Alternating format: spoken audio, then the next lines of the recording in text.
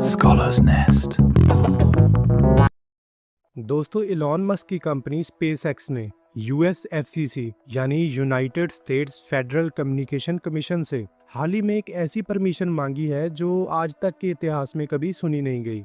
Imagine कीजिए कि आप रोज दोपहर के 2 बजे आसमान की ओर देख रहे हैं। आपको रोशनी नहीं बल्कि सिर्फ अंधेरा दिख रहा हो तो कैसा महसूस करेंगे? अगर मैं बोलूं कि ये बात फ्यूचर में सच हो सकती है, क्योंकि इलॉन मस्क की कंपनी स्पेसएक्स ने पूरे 1 मिलियन सैटेलाइट्स को स्पेस में लॉन्च करने के लिए यूएस एफसीसी से परमिशन मांगी है। हालांकि ये नंबर इतना ज़्यादा बड़ा है कि आप इस बात से अंदाज़ा लगा सकते हैं कि आखिरी बार 2019 में किसी कंपनी को एफसीसी ने 42,000 सैटेलाइट्स लॉन्च करने की परमिशन दी थी। और आप हैरान होंगे कि वो कंपनी भी स्पेसएक्स ही थी, जिसने 2019 में इंटरनेट की एक्सेसिबिलिटी बढ़ाने के लिए अब 42,000 सैटेलाइट्स, जिनका नाम था स्टारलिंक, को लॉन्च करना शुरू कर दिया था। और आज के दिन हालात ये हैं कि अर्थ के ऑर्बिट में कुल 14,500 सैटेलाइट्स प्रेजेंट हैं, जिनमें से 9,500 सैटेलाइट्स स्टारलिंक सैटेलाइट्स हैं।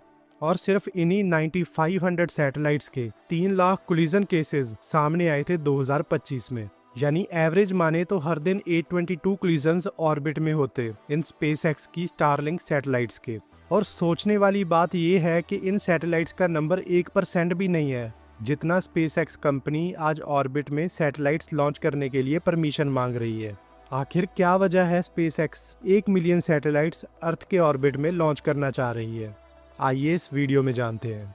30 जनवरी 2026 इलॉन मस्क पब्लिकली अपडेट करते हैं कि उनकी कंपनी स्पेसएक्स स्पेस में 1 million orbital data centres launch करना चाहती है। आगे बढ़ने से पहले आइए जानें ये ऑर्बिटल डाटा सेंटर्स हैं क्या। आज पूरी दुनिया में एआई की डिमांड बहुत ज़्यादा बढ़ चुकी है और इन्हीं एआई चैटबॉट्स को रन करने के लिए डाटा सेंटर्स की ज़रूरत पड़ती है। लेकिन अभी हर टेक कंपनी को दिक्कत ये आ रही है कि इन डाटा सेंटर्स को रन करने के लिए बहुत इलेक्ट्रिसिटी कंज्यूम हो रही है, जिसका एक सोल्यूशन निकाला गया है। अगर डाटा सेंटर्स को स्पेस में लॉन्च किया जाए जहां उन्हें अनइंटरप्टेड सनलाइट मिलती रहे, तो वो अपनी एनर्जी डिमांड को सोलर लाइट से ही पूरा कर सकते हैं। इसी थ्योरी को आगे बढ़ाते हुए यूरोपियन कमीशन ने कुछ स्टडीज कंडक्ट की और ये माना कि ये ऑर्बिटल डाटा सेंटर्स की थ्योरी पॉसिबल है।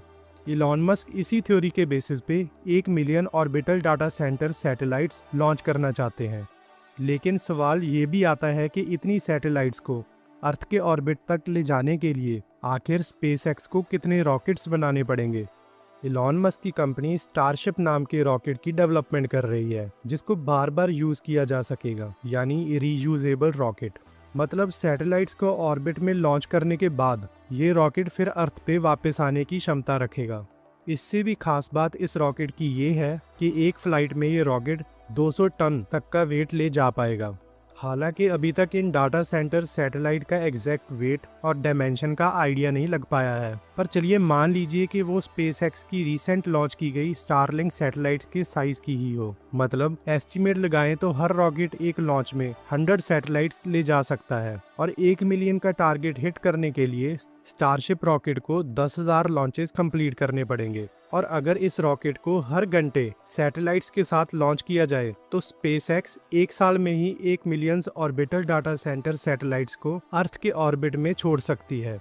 एलिजेंड्रो बोरलेफ, जो ऑब्जर्वेटर हैं नासा रिसर्च सेंटर्स कैलिफोर्निया में, बताते हैं कि अगर अर्थ के ऑर्बिट में 5 लाख सैटेलाइट्स ऐड की जाएं, तो ग्राउंड में से ली हुई हर एक टेलीस्कोपिक इमेज सैटेलाइट से कंटेमिनेटेड होगी। हालांकि स्पेसएक्स की डिमांड चाहे कैसी भी हो, लेकिन इतना तय है कि यूएस एफसीसी को कई महीने लगने वाले हैं इस रिक्वेस्ट का रिप्लाई देने में, क्योंकि currently there is no defined limit कि कितनी सैटेलाइट्स अर्थ के ऑर्बिट में सेफली डिप्लॉय की जा सकती है। हालांकि एक कहावत है कि कोई भी चीज़ जब 1 लाख से ऊपर चली जाती है तो उसे मैनेज करना बहुत मुश्किल हो जाता है, और यहाँ तो हम 10 लाख की बात कर रहे हैं।